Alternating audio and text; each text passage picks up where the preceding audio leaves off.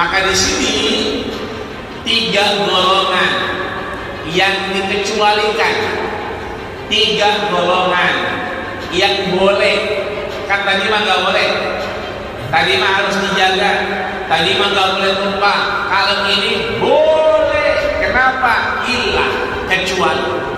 Harful istisna, huruf peniadaan, huruf pengecualian. Ilah, ya, kecuali siapa? Yang pertama as-sayyibuz zani, yang kedua wan nafsu bin nafsi, yang ketiga wa tariku lidini. Jadi nyawa seorang muslim harus dijaga, tapi boleh dia ditumpahkan, boleh dia itu diambil, dirampas dengan 3 hal.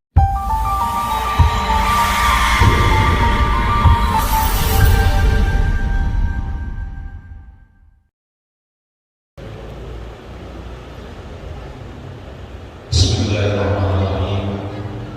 Assalamualaikum warahmatullahi wabarakatuh. Alhamdulillahilladzi nahmaduhu wa nasta'inuhu wa nastaghfiruh wa na'udzu billahi min shururi anfusina wa min sayyiati a'malina. من يهده الله فلا مضل له ومن يضلل فلا هادي له. أشهد أن لا إله إلا الله وحده لا شريك له وأشهد أن سيدنا محمدا عبده ورسوله لا نبي بعده. اللهم صل وسلم وبارك عليه. وأوصيكم وإياي بتقوى الله فقد فاز المتقون. قال عز من قائل في محكم تنزيل وهو أصدق القائلين. أعوذ بالله من الشيطان الرجيم. يا أيها الذين آمنوا اتقوا الله حق تقاته ولا تموتن إلا وأنتم مسلمون. Para guru, para orang tua, para sepuh, para bini sepuh, bini khusus DKM Masjid Jami Babul Bina, ayahanda Ustaz Yahmadi, maka Allah jaga hayati, mudah-mudahan kesehatan badannya Allah bahagiakan dunia akhirat. Amin ya rabbal alamin. Maka kita bagian menghadapi taufik dan kelaskan semua yang ada di Ustaz Yahmadi. Maka semua kita mudah-mudahan mendapatkan rahmat dari Allah Subhanahu wa Ta'ala. Amin. Sampailah kita di hadis ke-14 dari kitab Sahih Arba'in Nawawi.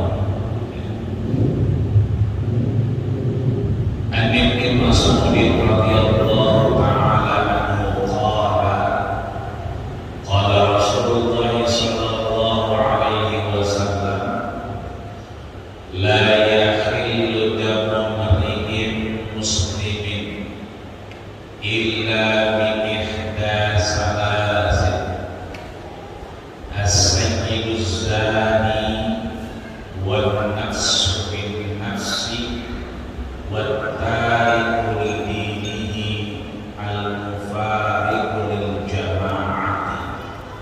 Rawahul Bukhari wa Muslim. Hadis ke-14 ini disampaikan oleh orang yang dekat dengan Rasul juga. Beliau adalah Ibnu Mas'ud radhiyallahu ta'ala anhu. Kita sudah bahas riwayat hidup beliau. Kalau kita ingat bahwa Ibnu Mas'ud ini panggilan asal namanya adalah Abdullah bin Mas'ud atau Abdullah bin Mas'ud. Cuma orang-orang lebih sering manggilnya Ibnu Mas'ud. Dan sahabat Ibnu Mas'ud Mas'ud inilah yang seringkali diminta Rasul untuk membacakan ayatan min ayatillah, ayat-ayat dari Quran, bagian dari firman Allah Subhanahu wa ta'ala. Makanya Rasul sering pesan kalau ingin membaca Al-Quran seperti bagaimana diturunkan Al-Quran awalnya, dasarnya, aslinya, bagaimana malaikat Jibril mengajarkan baginda kita Rasulullah sallallahu alaihi wasallam, maka bacalah Quran seperti bagaimana Abdullah bin Mas'ud membacanya. Maka seringkali air mata Rasul menetes ketika Ibnu Mas'ud baca Quran. Seraya Rasul menyatakan hasbuka, hasbuka, hasbuka, cukup, cukup. Saking enaknya Rasul akhirnya keluar air mata. Dan Abdullah bin Mas'ud ini bagian dari sahabat yang kuru itu apa? Gering, kurus,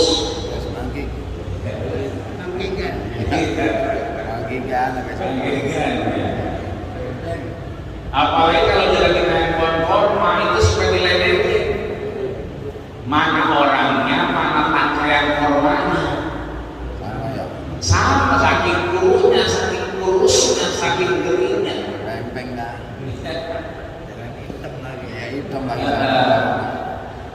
Makanya kalau kita kenal Ali bin Abi Thalib kecil orangnya, ini malah lebih kecil lagi, kecil kuru lagi. Sering banget diledekin sama sahabat yang lain, tapi kata Rasul jangan lihat kurunya, jangan lihat geringnya, tapi lihatlah suaranya ketika membaca ayat-ayat Allah Subhanahu wa ta'ala. Maka Abdullah bin Mas'ud ini juga kita tahu, sudah kita bahas, punya mushaf sendiri dulu. Quran yang kita baca itu adalah mushaf Utsmani yang memang oleh Utsman, oleh Zaid bin Sabit, oleh Ubay bin Ka'ab dijadikan satu kumpulan Al-Quran yang sejak zaman Rasul sahabat sampai sekarang kita baca, dan itulah hasil yang kemudian salah satunya diridhoi, direstui oleh Ibnu Mas'ud. Karena Ibnu Mas'ud punya mushaf sendiri, karena beliau yang sering diminta Rasul baca Quran, beliau yang langsung belajar dari baginda kita Rasul. Wajar kalau kemudian beliau punya Quran dewek-dewekan. Tapi akhirnya begitulah, kalau sahabat begitulah ilmu kemudian mengalahkan egonya. Kalau sudah kemaslahatan untuk orang banyak umat Islam seluruhnya, akhirnya dilebur, tidak ada madhab ini, tidak ada mushaf ini. Akhirnya yang dipilih mushaf Rasul Utsmani yang syukur alhamdulillah kita menjadi nikmat membacanya. Meskipun Rasul jauh-jauh tahun sudah mengingatkan, la yaqal Islam illa ismu, nanti ada wayahnya Islam tinggal nama, walam yaqa Al-Quran illa rasmu, nanti Quran tinggal lembaran doangan. Sekarang kalau kita buka ada Al-Fatihahnya, buka lagi ada Al-Baqarahnya. Kalau malam Jumat begitu kita baca, buka ada Al-Fatihahnya, buka lagi ada Yasinnya, buka lagi ada Ar-Rahmannya, buka lagi ada Al-Waqi'ahnya, buka lagi ada Al-Muluknya. Tapi nanti ada wayahnya Quran, begitu kita mau baca tinggal lembaran doang. Masajiduhu ma'amirah, masjidnya udah megah-megah, wahiyya darabun minal huda wal furqan, tapi jarang orang mendapatkan hidayah dalam rahmatnya Allah Subhanahu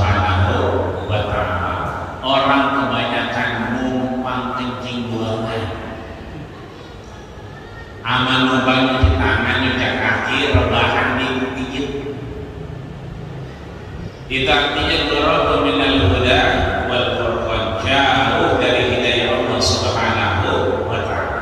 Maka Abdullah bin Mas'ud ini salah satu sosok yang mengingatkan kita bahwa meskipun beliau ketemu Rasul, meskipun beliau dekat dengan Rasul, tapi demi kemaslahatan banyak orang, akhirnya beliau mengedepankan keimanan, mengedepankan kemaslahatan. Maka mudah-mudahan apa yang kita sudah korbankan, apapun bentuknya, mudah-mudahan menjadi mizanil hasanah, catatan amal ibadah kita di yaumil qiyamah kelak. Amin ya rabbal alamin.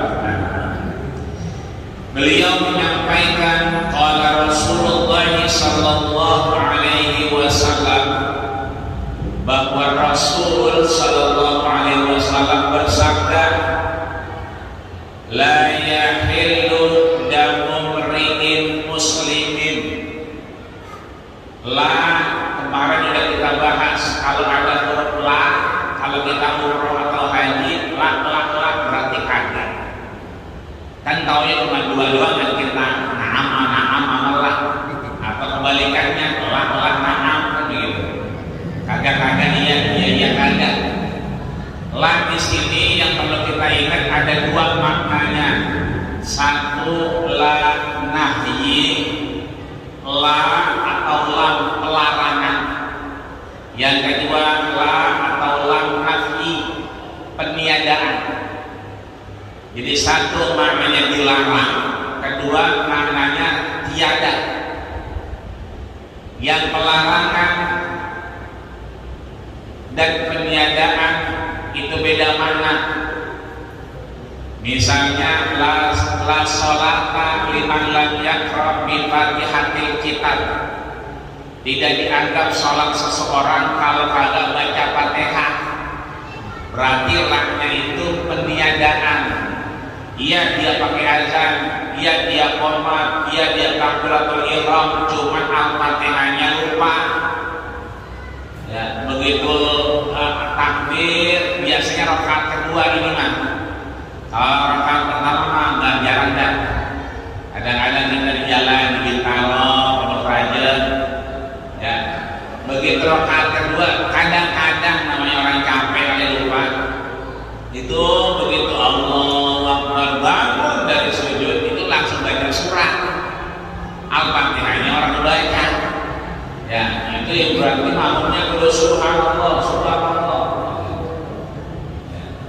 Itu artinya bahwa tidak dianggap sholat kalau tidak membaca Al-Fatihah. Berarti laknya itu la nafyi, la peniadaan.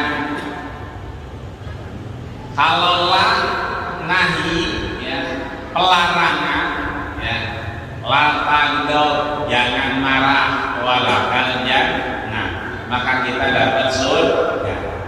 Nah di sini berarti la-nya ini adalah la nafyi, peniadaan.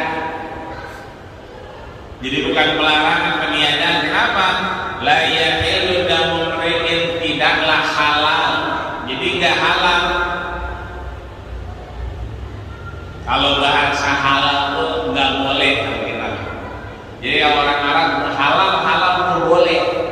Kalau bahasa kita mah ada pisang dilempar-lempar dari kontainer, ada jeruk, ada minuman, ada yogurt. Ya biasanya habis sembahyang maghrib itu lempar-lemparin lagi kita orang Indonesia nanggep-nanggepin. Iya, begitu kita tanggap-tanggapin udah terasa banyak juga. Akhirnya kata ke bawah kebanyakan. Akhirnya orang-orang yang udah kontainer itu pergi, orang-orang samping kita nanya halal, maksudnya boleh. Bukan halal dalam artian halal syariatnya halal, bukan. Maksudnya boleh. Boleh kan diambil, boleh kan diminta. Ya. Kita jawab halal, boleh maksudnya. Bukan halal dalam artian itu syariat. Ketika dikerjakan itu berpahala, ketika ditinggalkan berdosa, bukan. Tapi di sini adalah halal kategori yang boleh.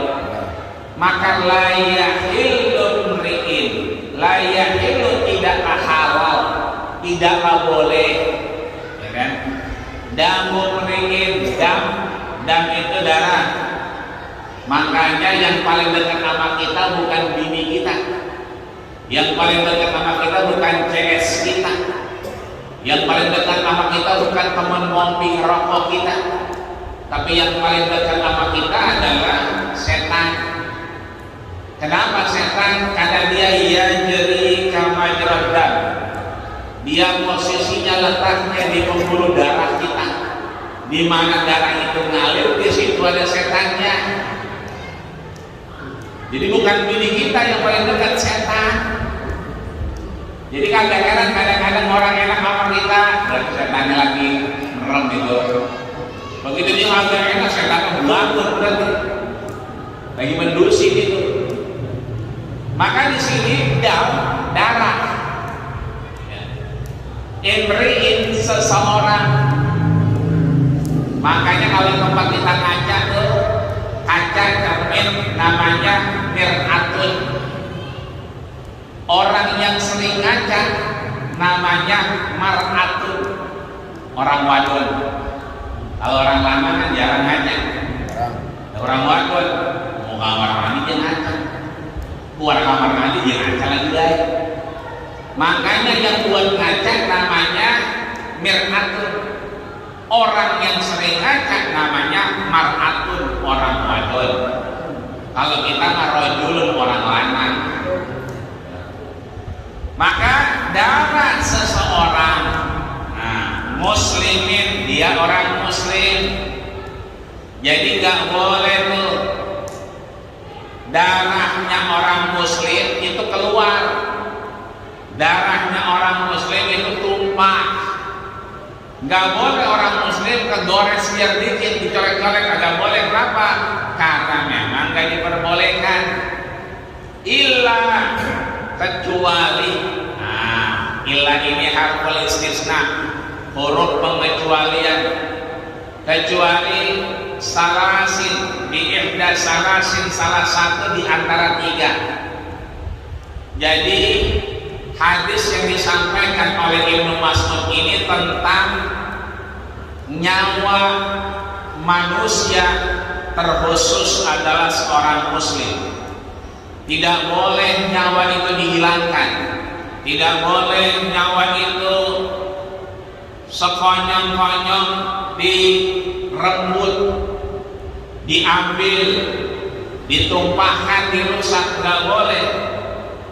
Kenapa? Karena memang syariat menjaga hak seorang hamba untuk hidup di dunia.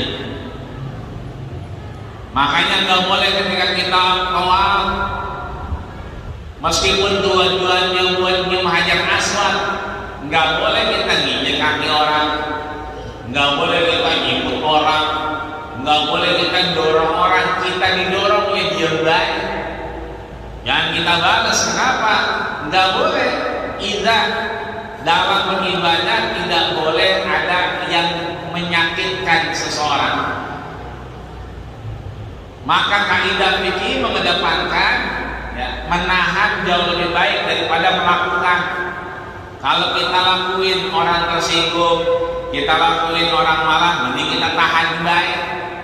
Menahan jauh lebih baik menurut kaidah fikih. Maka di sini tiga golongan yang dikecualikan, tiga golongan yang boleh. Kan tadi mah nggak boleh, tadi mah harus dijaga, tadi mah nggak boleh tumpah. Kalau ini boleh. Kenapa? Illa, kecuali. Harful istisna, huruf peniadaan, huruf pengecualian. Illa, ya, kecuali siapa? Yang pertama as-sayyibuz zani, yang kedua wan nafsu bin nafsi, yang ketiga wa tariku lidini. Jadi nyawa seorang muslim harus dijaga, tapi boleh dia ditumpahkan, boleh dia itu dibunuh, kira-kira begitu. Boleh dia itu diambil, dirampas dengan 3 hal. Yang pertama, as-sayyibuz zani. Ini biasanya obrolan orang lanang kalau udah malam. Ya. Kalau as-sayyibu berarti seringkali dimaknai janda. Kalau lawannya janda berarti itu temannya. Lawannya janda berarti perawan. Ya, perawan itu bahasa Arabnya bikrun. Ya. Ini seringkali para ustaz, ya, seringkali orang ngaji itu suka nanya, itu sayyibun apa bikrun, gitu. Jadi kalau itu janda atau perawan. Gitu. Padahal sama kita pernah bahas dulu tentang thayyib. Jadi thayyib itu menurut kita yang 3 kali lebaran kita balik lagi. Iya, padahal thayyib itu sesuatu yang paling baik. Artinya yang paling baik menurut Allah itu thayyib. Timbang bagus, jamil. Tapi begitu sangat bagus, atyab, sangat baik. Nah, sayyibun itu sering dimaknai dengan kalimat kata-kata janda. Wajanda. Tapi kalau kita lihat fikihnya, kita lihat apa yang disampaikan oleh Imam Nawawi misalnya, arti dari as-sayyibu, makna dari as-sayyib itu bukan hanya janda, tapi makna dari as-sayyib adalah rajulun wa mar'atun. Ada 2 orang, baik itu laki-laki maupun perempuan. Artinya sayyibun ini panggilan bukan cuma buat orang wadon, tapi buat orang lanang juga. Idza ijtama'a khitanan, dia yang sudah bertemu, mohon maaf, 2 kemaluannya, artinya udah akan nikah. Emang ada orang udah nikah nggak ketemu? Loh, ada. Ada orang udah akan nikah, yang wadon mah tidur di kamar pengantin, yang lanang tidur di garasi. Model aja. Ada yang begitu. Ya syukur alhamdulillah kalau emang bener dia itu wadon. Kan ada yang udah 7 bulan dia penasaran, begitu udah agak tahan lagi, lanang juga. Malai. Ya pantas sih. Ini yang nanti akan masuk kepada bab status sosial. Jadi biar kata udah bocah udah deket banget, biar kata bocah udah lengket banget, biar kata bocah kita mah percaya dah sama dia, jadi mah pengen di majlis mulu. Biar kata kita udah kayaknya tenang benar, tapi kalau belum akad nikah, dia belum bisa disebut sayyibun. Jadi sayyib itu status orang yang sudah menikah. Kalau dia sudah menikah, ada indikasi dia sayyibun, indikasi dia sudah menikah dan sudah bertemu suami istri. Tapi kalau belum, maka dia kembali kepada makna asalnya. Kalau dia masih perjaka, dia masih perawan, maka jadi bikrun lagi. Kenapa jadi bikrun lagi? Nanti akan masuk ke bab yang kedua. Kenapa? Karena ada permasalahan nanti. Kalau orang kemudian udah rasanya udah dekat, udah percaya banget, tapi belum diikat dengan akad nikah, itu mohon maaf, kata dia mah berzina, kata dia, tapi sesungguhnya belum. Rangkul-rangkulan, ya kalimat dicium-ciumin kalimat, ya. Nah, tapi itu menurut hadis yang disampaikan oleh Ibnu Mas'ud, nantinya yang namanya orang muda sayyid itu dukhulil laham ilal laham. Itu sudah, mohon maaf, ini mah udah dijelasin ya, emang udah masuk Kalau belum masuk, ya kan, itu namanya belum pada tahap sayyid.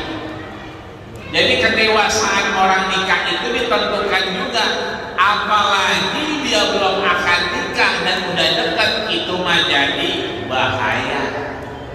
Berbahaya. Bahaya. Maka yang boleh ditumpahkan darahnya, yang pertama adalah as-sayyibu az-zani, orang udah kawin tapi bersih. Jadi udah kawin dia sayyib, kemudian dia berzina, maka as-sayyibu az-zani. Maka menurut ulama, yang namanya berzina itu dua. Ada zina muhsan, ada zina ghairu muhsan. Kalau zina muhsan ini nih, as-sayyibu zani, dia udah nikah, ya, kali belayar kali lanangnya, ya kan? Emang ada orang yang nimpalin dia mulu, supirnya kali-kali mah. Nah, itu namanya zina muhsan, perzinahan yang dilakukan oleh orang yang sudah menikah. Tapi kalau bocah yang tadi, yang udah dekat benar, itu namanya ghairu muhsan. Ada ghaironya, ya, ghairu tidak muhsan. Artinya apa? Allah sampaikan dalam surat An-Nur di ayat 2, ya, az-zaniyatu waz-zani. Yang pertama az-zaniyatu, biasanya orang wadon memang yang ngajak duluan. Biasanya, ya kan? Sekali orang lanang yang ngajak pertama, ya ada juga. Ada juga. Cuman bahasa Quran Allah sampaikan orang wadon duluan. Az-zaniyatu pakai tamar buto. Yang kedua wazani, gitu. Jadi yang banyak itu perempuan duluan ngajak lanangnya. Ya. Itu kalau dua-duanya berzina, ya, fajlidu kullu wahidin minhuma mi'atu jaldah. Itu masing-masing diapain? Dirajam 100 kali. Makanya kalau di Aceh mah itu berlaku. Ya, kalau di kita mah belum, ya kan? Di Aceh mah ada politik syariat, ya kan? Rajiannya bukan nyari spion bodong, bukan. Ya dia mah ngeliat pakai kudungan apa kagak, ikut kudungan pendek apa panjang. Kalau kita kan kagak, ya kan, begitu diberhentiin, lah spionnya mana bang? Ini lampunya mati, ini ngapa kenapa diganti, kan gitu. Ya mah kagak, orangnya yang dirazia, bukan motornya. Nah, kalau yang ghairu muhsan tadi dirajam 100 kali, ya kan? Dijerit 100 kali. Kalau yang kemudian sudah menikah dirajam. Jadi kalau yang belum nikah dipecut. Apa? Enggak ada, sekarang mah enggak ada budak. Ada di Bengki kali masih ada kali ya. Ya Swadharma tuh. Nah, sebelah. Nah, kalau dia belum kawin disebelah 100 kali. Cepret. 100 kali. Jadi kenain. Ya, dobel, udah merah. Dijilid namanya. Tapi kalau muhsan tadi az-zani, ya as-sayyibu zani, dia udah kawin tapi berzina sama orang lain, dirajam. Rajam itu dimasukin ke tanah setengah badan, dilemparin batu. Parah lagi dong. Jadi berasal dari kata rojamah, dirajam, dilemparin. Makanya dilempar itu biasanya berdarah apa kagak? Berdarah. Maka di sini yang halal darahnya, yang boleh darahnya, yang ditumpahin itu boleh darahnya as-sayyibu zani, udah kawin tapi dia berzina. Tapi kalau yang belum kawin tadi, ya 100 doang, minyak kapok doang kan. Tapi Ustaz di sini sana gitu juga enggak? Di sana? Di sananya. Kalau ini dong ya. Ini begitu juga nih. Kalau gitu lagi. nambah lagi ya. Ya pikiran ditanggus. Yang pertama ya. Yang kedua, wan nafsu bin nafsi. Ya. Nyawa dibayar nyawa. Kan kata Allah dalam surat Al-Baqarah ayat 187 misalnya. Di ayat 178 sama 79 kalau nggak salah. Ya, ayat 178. Kutiba alaikumul qisasu fil qatla al-hurru bil hurri wal 'abdu bil 'abdi wal unsa bil unsa. Ya, entar ada lagi al-famu bil fami wal udhunu bil uzuni. Kita punya anak, ya kan, masih bocah bayi, kan masih unyu-unyu. Nah yang gendong gemes banget, ya kan, dicubitin, diciumin, awet dikuas-kuas, saking dia anunya gregetannya, itu mohon maaf kuping bocah ditarik copot, ama anting-antingnya copot misalnya. Itu berarti al-uzuna bil uzuni, kuping dibayar kuping. Berarti babanya bocah boleh narik kuping yang gendong tadi. Kenapa? An-nafsu bin nafsi, nyawa dibayar dengan nyawa. Makanya dalam ayat 179, walakum fil qisasi hayatun ya ulil albab. Meskipun orang itu ada kisos, tapi di sana ada yang namanya kehidupan. Kenapa kehidupan? Fa in ufiya min akhihi syai'un fattiba'un bil ma'ruf. Kalau orang itu ngajak damai, jadi yang dibunuh itu ngajak damai, itu kita fattiba'un bil ma'ruf, kita ikutin aja kalau itu baik. Nanti dia bayar denda. Ya, artinya kalau keluarga setuju sama yang dibayar, jadi damai. Ya, ketimbang mau mati habis, ya mendingan ada yang didamaiin, pakai harus diam.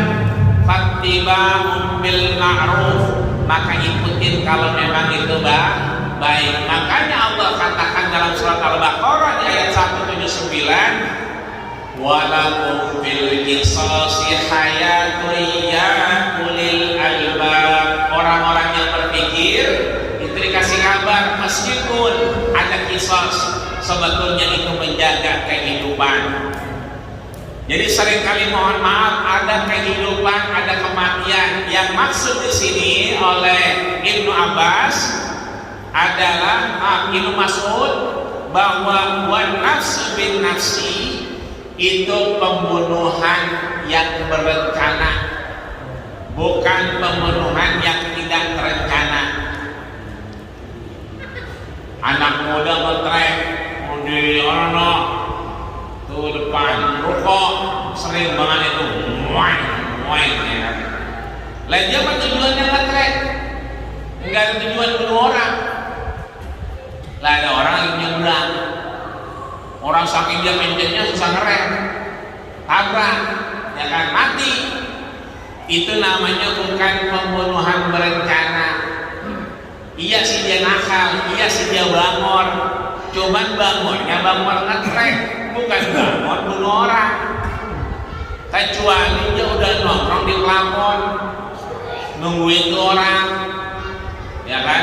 Atau kasus tetangga kita di Lembang yang kemudian keluar rumah ditembak, itu mah namanya berencana. Kenapa? Udah siap-siap. Nah di sini ini dikhususkan pada pembunuhan yang berencana, namanya qatlul amdi, pembunuhan yang sengaja. Ya, sengaja dalam artian mohon maaf, dia tadinya pengen iseng doang kan nih, ya cuma iseng doang dijahilin bocah, yang dijahilin mati. Nah itu juga ada unsur kesengajaan. Kalau kasus yang tadi ngetrek mah kagak. Kenapa? Lah dia ngetrek, namanya cuma bangor, cuma lagi papasan orang lewat, Nah, di sini berarti pembunuhannya pembunuhan berencana. Kalau pembunuhan berencana itu lebih berat. Itu artinya dalam Islam sama dengan hukum di kitab positif, halal darahnya, boleh dirampas darahnya. Kenapa? Karena dia membunuh berencana. Kecuali bunuhnya nggak berencana, nembak burung kecil, ya kan? Nah orang biasanya cuma pelapan angin cuma sakit doangan, nggak bergerak-gerak. Nah itu berarti itu emang nggak berencana kali ya.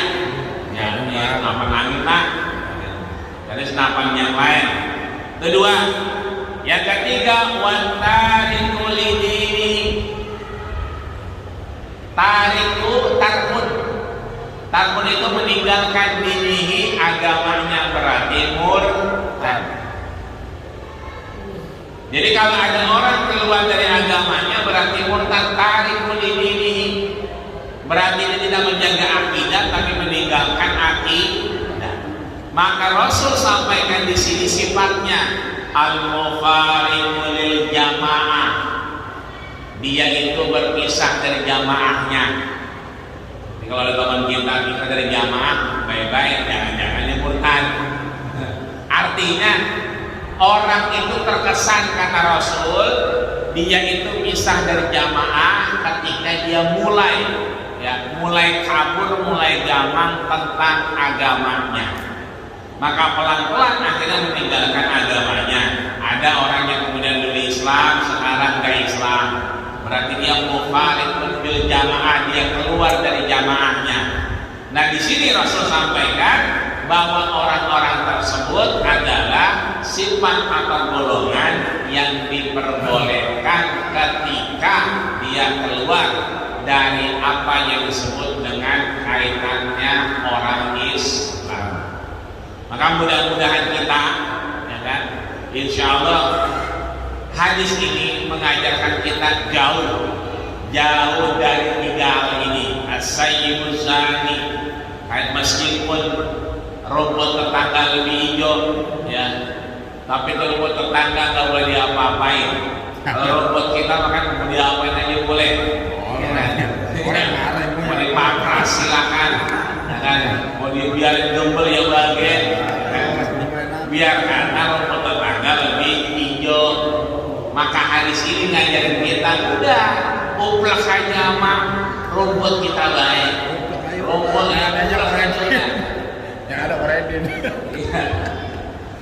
Yang kedua, ya kan, hadis ini mengangkat harkat derajat, bahwa kita dijaga kehidupan kita, tidak ada unsur ida menyakiti siapapun, ya kan.